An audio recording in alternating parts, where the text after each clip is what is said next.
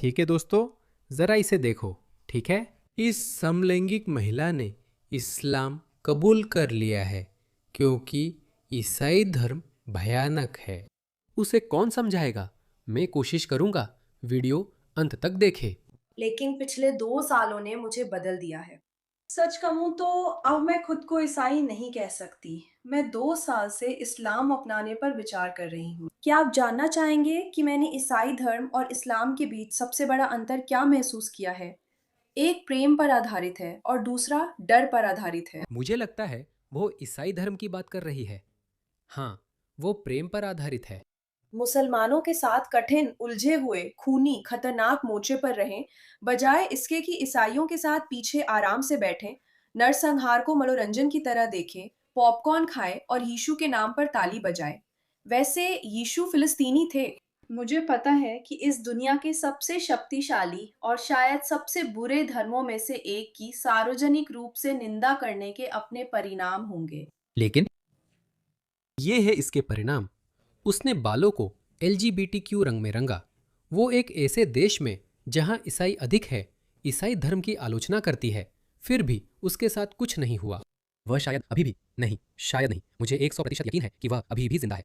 नहीं, ऐसा संभव नहीं, क्योंकि अगर उसने धर्म बदला और इस्लाम छोड़ा है तो उसकी जान मुसलमानों के कारण खतरे में पड़ सकती है। मुझे फर्क नहीं पड़ता, मैं हमेशा प्यार का साथ दूंगी। मैं बार बार कहती रही हूँ कि मैं अभी भी फैसला कर रही हूँ, लेकिन मुझे लगता है कि मैंने अब आखिरी फैसला कर लिया है। मुझे लगता है कि मैं अल्लाह के नाम पर जो भी आएगा उसका सामना करूंगी।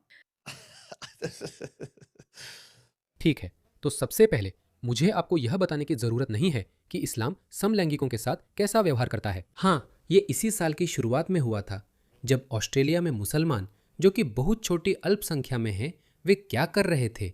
वे फर्जी प्रोफाइल बना रहे थे। मैं वीडियो नहीं दिखा सकता। ये ABC की रिपोर्ट है जो समलैंगिक और द्विलिंगी किशोरों पर IS से प्रेरित हमलों की जांच करती है। तो वे क्या करते थे? वे ग्राइंडर जैसे समलैंगिक मैचमेकिंग ऐप पर प्रोफाइल बनाते थे और वे समलैंगिक लड़कों को अपने पास बुलाते थे और फिर उनकी पिटाई करते थे। वे उन्हें पीटते और उन्हें तरह तरह के नामों से पुकारते थे। इस आदमी की बात सुनिए। मैंने 2 युवाओं से बात की जिन्हें ऐप्स पर फर्जी पहचान से फंसाकर सुनसान जगह बुलाया गया और कैमरे पर उनकी पिटाई व लूटपाट हुई। कुछ पीड़ित अपने परिवार और दोस्तों के सामने खुलकर नहीं आए हैं, जिससे वे अधिक असुरक्षित होते हैं। मैं खुश नसीब हूँ कि जिंदा हूँ, लेकिन अब अकेले बाहर नहीं जा सकता। कुछ वीडियो में हमलावर आइसिस के नारे लगाते हैं। और इस कहानी को याद रखना, आतंकवाद विरोधी पुलिस ने कथित आतंकवादी और पिटाई की घटनाओं में शामिल कुछ किशोरों के बीच संबंध का खुलासा किया है। ये वही पागलपन है जिससे ये लोग पीड़ित हैं। ओवन जोन्स फिलिस्तीनी मुद्दे और मुसलमानों का सबसे बड़ा चमचा है। कह रहे हैं कि ये राष्ट्रीय शर्म है। यह यूरोप भर में LGBTQI का रेनबो मैप है। 2015 तक यूके सबसे ऊपर था। 2015 तक यूके की स्थिति बहुत अच्छी थी, लेकिन फिर कुछ हुआ। समलैंगिकता के खिलाफ नफरत बढ़ी है, जिससे हम पश्चिमी यूरोप में सबसे नीचे अल्बानिया के पास आ गए हैं। क्या हुआ अगर आप हाँ इन पश्चिमी देशों में मुसलमानों की आबादी बढ़ी, जो मुख्य रूप से ईसाई या नास्तिक या धर्मनिरपेक्ष थे, जो ज़्यादातर समलैंगिकों के प्रति सहिष्णु थे। लेकिन उन्होंने मुसलमानों को आने दिया। अब वे हैरान हैं। ओ, क्या हुआ? यूरोप में समलैंगिकों पर हमले क्यों हो रहे हैं? कितना बेवकूफ़ है ये आदमी ओवन जोन्स। और ये अकेला नहीं है, इसे देखो, ये महिला भी उन्हीं लोगों में है। तो आप कह सकते हैं, खैर ये तो बस मुसलमान हैं जो इस्लाम को नहीं समझते। खैर, मेरे पास आपको बताने के लिए कुछ है। ठीक है, और ये सिर्फ लड़कों की बात नहीं है दोस्तों, हे भगवान, मेरे पास एक फोल्डर है। मैं आपको इस्लाम मोहम्मद से कुछ महिला विरोधी आयतें, हदीसें और कहानियाँ दिखाता हूँ। ये सूरा 2 आयत 282 है। ठीक है, बातें लंबी है, मैं आपका समय बचा देता हूँ। तो इसमें लिखा है, उसका अभिभावक न्यायपूर्वक बयान दे तो मूल रूप से गवाहों की तलाश करे और अपने 2 पुरुषों को गवाह के रूप में बुलाएं। अगर आप कुछ साइन करना चाहते हैं तो अपने 2 पुरुषों को गवाह के रूप में बुलाएं। लेकिन अगर 2 पुरुष वहां नहीं हैं तो आपकी पसंद के लोगों में से 1 पुरुष और 2 महिलाएं गवाह के रूप में हों, ताकि अगर उन 2 महिलाओं में से एक भूल जाए क्योंकि उसकी बुद्धि में कमी है तो दूसरी उसे याद दिला सके। तो यह नारीवादी मुसलमानों के लिए बहुत शर्मनाक आयत है। इसके साथ ही यह भी पुरुष महिलाओं के रक्षक और पालन करता है वगैरह वगैरह। जहां तक उन महिलाओं की बात है जिनसे आपको विद्रोह का डर है, जरूरी नहीं कि वे विद्रोही हों, बस आपको डर है। आप जानते हैं उसने क्या कहा? अपना खाना खुद गर्म कर लो। मैं आज रात तुम्हारे लिए खाना नहीं बना सकती जानू, मेरे सिर में दर्द है। एक अच्छा मुस्लिम पति इसे समझेगा, लेकिन उसे ऐसा करना जरूरी नहीं है। अगर वह बार बार ऐसा करती है तो यह आयत लागू होती है। उन्हें समझाओ, बिस्तर में उनसे अलग रहो और फिर उन्हें मारो। ठीक है, मारो उन्हें। एक और बात है, यौन गुलामी का मुद्दा हमेशा रहता है। तुम पर सभी विवाहित महिलाएं हराम हैं, सिवाय उन महिलाओं के जो तुम्हारी मिल्कियत में आ चुकी हों, यानी युद्ध के नतीजे में। तो ये सिर्फ कुरान की बात है। मेरे पास ऐसे बहुत सारे वीडियोस है, बहुत सारे ऐसे हैं।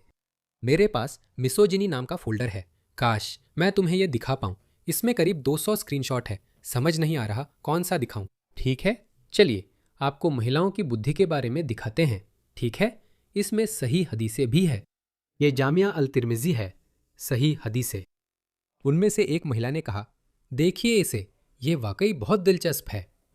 महिलाओं, अपने लिए दान करो क्योंकि तुम आग वालों में बहुसंख्यक हो, यानी इस्लामी जहन्नुम में सबसे ज्यादा महिलाएं होंगी।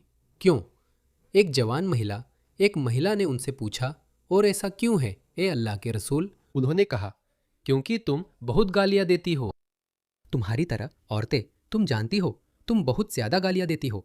इस्लाम के संस्थापक मोहम्मद के अनुसार यह महिलाओं के बारे में एक सामान्य दृष्टिकोण है। मतलब तुम अपने पतियों के प्रति कृतज्ञ हो, क्योंकि तुम जानती हो, तुम बहाने बनाती हो, तुम उन्हें सेक्स नहीं देती हो। क्योंकि एक अलग हदीस थी जिसमें मोहम्मद ने कहा था कि वे महिलाएं जो अपने पतियों को सेक्स देने से इनकार करती है, फरिश्ते उन्हें पूरी रात सुबह तक श्राप देते हैं। तो अगर कोई पति अपनी पत्नी के पास रात 8 बजे आता है और वो मना कर देती है तो सुबह तक फरिश्ते उसे श्राप देते रहेंगे। यही इस्लाम है जिसके बारे में वो कह रही है कि यह प्यार से पैदा हुआ है। ठीक है, देखिए यहाँ एक धमकी है ना? क्या यह डर नहीं है? और मैंने अक्ल और धर्म में कमी रखने वालों में ऐसा कोई नहीं देखा जो समझदार लोगों पर इतना भारी पड़ता हो, वगैरह वगैरह। तो उनमें से एक महिला ने कहा, और हमारी अक्ल और धर्म में क्या कमी है? उन्होंने कहा, तुम में से 2 महिलाओं की गवाही एक पुरुष की गवाही के बराबर है, यानी तुम में से 2 महिलाएं एक पुरुष के बराबर है। ये फोटो इस्लाम में महिलाओं की स्थिति का एक सटीक चित्रण है। ठीक है, यही है। वो कूड़े के बैग में लिपटी किसी निंजा योद्धा जैसी दिख रही है। वह बिना शर्ट के अपनी त्वचा पर भूमध्य सागर के ठंडे पानी का मजा ले रहा है। यही वह कर रहा है। ठीक है, मैं आपको और भी दिखाता हूँ। इस्लाम में आप महिलाओं को अपना जीवन साथी खुद चुनने का भी अधिकार नहीं है। आपको कोई पुरुष रिश्तेदार ढूंढना पड़ता है। इसे सुनिए। ये सुनन इब्न माजा 1882 है, सही हदीस। अल्लाह के रसूल ने कहा, कोई भी महिला किसी दूसरी महिला की शादी तय नहीं कर सकती। तो यहाँ तक कि माँ की भी इस बात में मुख्य राय नहीं हो सकती कि उसकी बेटी किससे शादी करेगी। कोई भी महिला अपनी शादी खुद तय नहीं कर सकती। वह महिला जो अपनी खुद की शादी तय करती है उसे व्यभिचारिणी माना जाता है। और आप जानते हैं व्यभिचार की सजा क्या है? पत्थर मार मार कर मारना, क्योंकि अब आप शादीशुदा है। और सच कहूं तो नहीं, मुझे नहीं पता, ये या तो 100 कोड़े हो सकते हैं या पत्थर मारना, इनमें से कोई एक। उसने कहा, यह प्यार से जन्मा है। उसने कहा, इस्लाम प्यार से जन्मा है और ईसाई धर्म डर से। मुझे लगता है ये उनकी परवरिश पर है। वह मुझे समझदार नहीं लगी। मुसलमानों का ये है प्यू। महिलाओं के अधिकारों को लेकर विचार। गहरे हरे रंग में महिला को पर्दा करने या न करने का अधिकार होना चाहिए, अगर वह बुर्का पहनना चाहती है या नहीं। दूसरा विकल्प ये है कि पत्नी को पति की बात माननी चाहिए। दक्षिण पूर्वी यूरोप में 88% मुस्लिम पुरुष मानते हैं कि महिलाओं को अपनी बात कहने का अधिकार होना चाहिए। 43% मानते हैं कि पत्नी को पति की बात माननी चाहिए। ये या तो या वाला मामला नहीं है। जैसा दिख रहा है ये 100 से ज्यादा लेकिन 50 से कम है। तो ये या तो एक या दूसरा सवाल नहीं है। दक्षिण पूर्व एशिया में वहां के 93% मुस्लिम पुरुष कह रहे हैं कि उन्हें सुनना चाहिए, पत्नी को पति की बात सुननी चाहिए। यही लोग हैं जिन्हें हम लाते हैं। और इस नए वीडियो को देखिए, हमारे गृह मंत्री का ये नया बयान। वो लगातार ऐसे अनमोल बयान देते रहते हैं। इसे देखिए, पहले वो कहते हैं कि किसी भी तरह का घुलना मिलना जरूरी नहीं है। अब सुनिए, उन्होंने अभी दिया ज्ञान का रत्न। ये एंगस टेलर ने कहा है। एंगस टेलर हमारे विपक्ष के नेता कहते हैं कि हमें सिर्फ उदारवादी लोकतंत्रों से ही लोगों को स्वीकार करना चाहिए।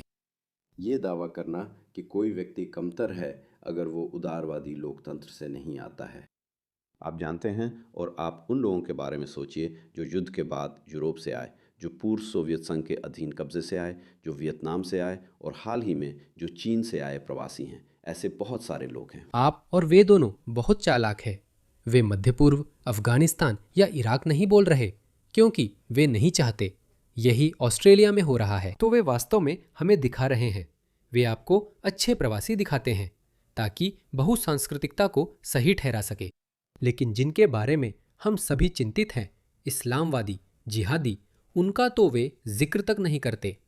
वो कहता है सभी संस्कृतियां समान हैं, फर्क नहीं पड़ता। लेकिन मैंने आपको दिखाया, इसे देखिए। यही मैं आपको दिखा रहा हूं। जब आप गैर उदारवादी लोकतंत्रों से लोगों को लाते हैं तो वे अपने साथ यही विचार लेकर आते हैं। वे ये विचार हवाई अड्डे के गेट पर छोड़कर नहीं आते। दक्षिण पूर्वी एशिया के 93% मुस्लिम मानते हैं कि पत्नी को पति की आज्ञा माननी चाहिए। मध्य एशिया में यह 70% है। दक्षिण एशिया में यह 88% है। दक्षिण एशिया में भारत, पाकिस्तान, बांग्लादेश के 88% मुस्लिम इन्हीं देशों से हैं। वे मानते हैं कि पत्नी को पति की आज्ञा माननी चाहिए। आप कैसा समाज बना रहे हैं? उप सहारा अफ्रीका, वे थोड़े ज्यादा उदार है, पर दूसरा सवाल नहीं पूछा। अफ्रीका, मध्य पूर्व, उत्तर अफ्रीका में 87%। ये वही लोग हैं जो आ रहे हैं। और ये औरत कह रही है इस्लाम और मुसलमान महान है। हमारे गृह मंत्री कहते हैं कि चिंता की कोई बात नहीं। मैं आपको और क्या दिखाऊं? चलिए, मैं आपको एक और उदाहरण दिखा देता हूं कि इस्लाम में औरत होना कितना बुरा है। इसे देखिए, मोहम्मद ने कहा झूठ बोलना सिर्फ 3 मामलों में जायज़ है, जैसे पत्नी को खुश करने के लिए कही गई बात। तो यही मोहम्मद इदरीस कह रहे थे कि आप सच में अपनी पत्नी से झूठ बोल सकते हैं। झूठ बोलने का दूसरा कारण, आप जंग के दौरान झूठ बोल सकते हैं और लोगों के बीच शांति लाने के लिए झूठ बोल सकते हैं। तो ये एक सही हदीस है। तो आप अपनी पत्नी से झूठ बोल सकते हैं। बताइए, मैं दिखाता हूं मुसलमान अपनी पत्नी के बारे में क्या कहते हैं। इसे देखिए, खुद मुसलमानों को सुनिए कि वे महिलाओं से कैसा व्यवहार करने की बात कर रहे हैं। आप अपनी पत्नी से झूठ बोल सकते हैं। अगर कोई कहे मुझे लगता है आपकी दूसरी पत्नी है, तो क्या वो जवाब दे सकता है नहीं, मेरी दूसरी पत्नी नहीं है? हाँ, आप कह सकते हैं। आप ऐसा कह सकते हैं। आप कह सकते हैं कि मैं व्यक्तिगत रूप से मानता हूं कि ये वही है जो पैगंबर ने कहा था कि आप ऐसा कर सकते हैं। मैं सिर्फ विवरण दिखाता हूं, आप कर सकते हैं। आप अपनी पत्नी से झूठ बोल सकते हैं। आप अपनी पत्नी को धोखा दे सकते हैं और आप उससे झूठ बोल सकते हैं। मोहम्मद ने भी ऐसा किया था। व्हाइट नॉइस क्या है? ये जरूरी नहीं कि ये सफेद ही हो, ये ब्लैक लाइट में भी हो सकता है। वो पूछती है कल रात कहाँ थे? हाँ, लेकिन वो भी आप चाहे तो आदमी भी कर सकता है। वो झूठ बोल सकता है क्योंकि वो अपनी औरत को खुश कर सकता है। अपनी पत्नी को खुश करने के लिए वो उससे झूठ बोल सकता है। आदमी से, कोई भी औरत आदमी का ये अधिकार उससे नहीं छीन सकती। मुझे ये बहुत अपमानजनक लगता है। इन औरतों को देखो, इन्हें अपमानित किया जा रहा है। वे सब कर रही हैं जो कहा जा रहा है। हिजाब पहन रही हैं, सम्मानजनक और वफादार हैं, पवित्रता की रक्षा कर रही हैं। वही मुस्लिम आदमी झूठ बोल सकता है, जिसे चाहे उसके साथ संबंध बना सकता है। मेरे पति का जाकर किसी और से चुपचाप शादी करना मेरे लिए वो धोखा है। तो झूठ बोलना सिर्फ 3 बातों में इजाजत है। इनमें से एक है हदीस रजुल इमरा, जब एक आदमी अपनी पत्नी से बात करता है, अल्लाह एक जिंदगी की गवाही है ये देखने के लिए कि वो कैसे जवाब देती है। हाँ, आपने वही हदीस का जिक्र किया। ये वही हदीस है। इसमें 3 बातें हैं। तुम अपनी पत्नी से झूठ बोल सकते हो, तुम जंग के दौरान झूठ बोल सकते हो, और तीसरा झूठ तब है जब तुम लोगों के बीच शांति लाने की कोशिश कर रहे हो। तो अगर तुम कोशिश कर रहे हो, फिर से ये कितना बेवकूफ़ी भरा है। वैसे वो शांति कितनी देर टिकेगी? जैसे अगर पाकिस्तान राष्ट्रपति ट्रंप से झूठ बोले कि ये मेरे काबू में है, जबकि उन्हें पता है कि ऐसा नहीं है। कृपया कूटनीति को मौका दे। जेडी वेंस को भेजिए, मैं आपकी मुलाकात IRGC से करवाऊंगा। उन्होंने किया, लेकिन ये सफल नहीं रहा। शायद पाकिस्तानियों ने झूठ बोला या ज्यादा आकलन किया। उन्हें सच में लगा था कि वे इन दोनों लोगों को एक साथ ला सकते हैं, लेकिन जाहिर है कि ये काम नहीं आया। लेकिन वो एक मुस्लिम प्रथा है, वो एक इस्लामी प्रथा है, तो राष्ट्रपति ट्रंप को इसके बारे में सावधान रहना चाहिए। अगर वो इसके उलट फैसला करती है, मतलब आप जानते हैं तलाक का कार्ड फेंकती है या ये कार्ड फेंकती है, तो आखिरकार वो नाफरमानी कर रही है। इस्लाम के अनुसार एक आदमी के लिए बिना पहली पत्नी की जानकारी के दूसरी औरत से निकाह करना इंशाअल्लाह कोई समस्या नहीं है। तुम मुझसे खुश नहीं हो? बहन, मेरी तरफ से जवाब ना है। नहीं, बिल्कुल नहीं बहन टेलर। और मैं इससे खुश रहूंगा। बहनों को ये भ्रम है कि वहाँ कोई ऐसा पुरुष है जो बहुविवाही नहीं है, क्योंकि आप लोग स्वभाव से एकनिष्ठ हैं। मतलब आप बस अपने पति को चाहती हैं और अपने पति के साथ खुश रहती हैं। हमें इस तरह नहीं बनाया गया है। वे कह रहे हैं कि हमारी भी जरूरतें हैं और हमें संबंध बनाना है। समर्थन किया जा रहा है। और देखिए, इस वीडियो के बाद दोनों की गुप्त पत्नियां होने का खुलासा हो गया था। मोहम्मद अली जबकि 2 पत्नियां थी, जिनमें एक मैकडॉनल्ड से थी, और मुझे लगता है कि उन्हें शिया में मुतआ शादी और सुन्नी इस्लाम में निस्यान शादी कहा जाता है। तो दोनों ने ये निस्यान शादियां की थीं।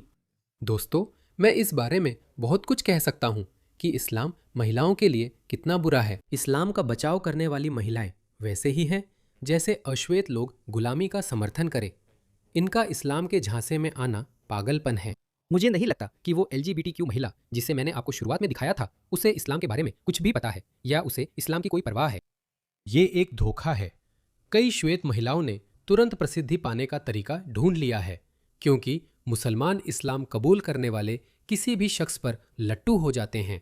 वो कहते हैं, देखो यही तो उनके लिए वैधता का सबूत है। देखो, यहाँ तक कि श्वेत लोग भी इस्लाम कबूल कर रहे हैं, लेकिन अगर वो समलैंगिक है तो हमें वो नहीं चाहिए। ये इमाम आपको बताते हैं कि अपनी पत्नी को कैसे मारना है। इस बैठक का शीर्षक है जोड़ों की पिटाई।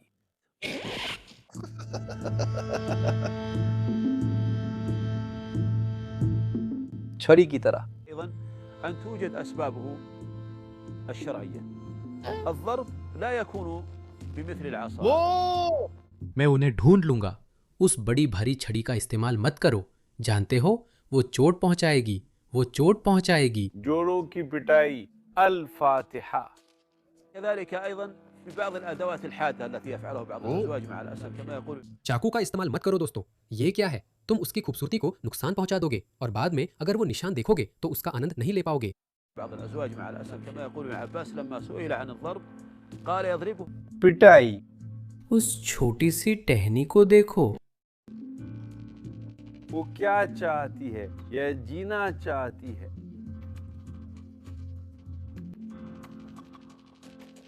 मैंने जी लिया। تحب أو تريد أنها تعيش. इसे देखो।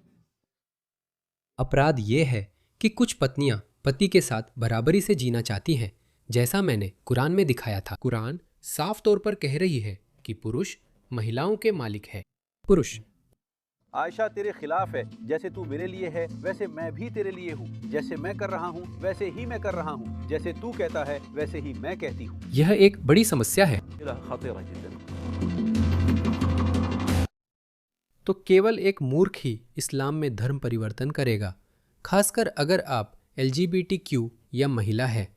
एक पुरुष के रूप में मैं समझ सकता हूँ। ये 100% पुरुषों का धर्म है एक मुस्लिम देश में। मैं 100% गर्वित मुस्लिम होता, घमंडी मुस्लिम होता। जाहिर है आप ज़्यादा अमीर होंगे। जितने अमीर आप बनते हैं उतनी ही ज़्यादा चीज़ें आपको मिलती है। आपके पास 4 पत्नियां हो सकती है और पूर्व आधुनिक समय में आपके पास जितनी चाहे उतनी सेक्स गुलाम हो सकती थी। मोहम्मद के पास भी बहुत सारी सेक्स गुलाम थीं। इस हदीस में आयशा कहती है, मैंने देखा कि अल्लाह के रसूल बिस्तर पर नहीं थे। इसे देखिए। मैंने उन्हें ढूंढना शुरू किया क्योंकि उस रात उनकी बारी थी। हाँ, वैसे क्योंकि मोहम्मद की बहुत सारी पत्नियां थीं, तो उनके पास एक टाइम टेबल था। सोमवार रात वो आयशा के साथ, मंगलवार हाफसा के साथ और बुधवार जवारी या अन्य के साथ रहते थे। मैंने उन्हें ढूंढना शुरू किया। लगा वे अपनी किसी रखैल के पास हैं जो उस टाइम टेबल से बाहर थीं। हाँ, मोहम्मद किसी के पास जा सकते थे। सोचिए, एक औरत को अपने पति को दूसरों से बांटना पड़ता था। वो 4 मुस्लिम महिलाएं जिन्हें आपने मोहम्मद अली और अली दावा के साथ देखा, कहती हैं, हम इसे स्वीकार नहीं कर सकते। माफ कीजिए, इस्लाम में लोकतंत्र नहीं है, आपको कुछ कहने का अधिकार नहीं है। इसलिए अगर आप इस्लाम कबूल करते हैं तो आपको सारी शर्तें और नियम मानने पड़ते हैं। वैसे भी भाई, यही इसकी बेवकूफ़ी है दोस्तों।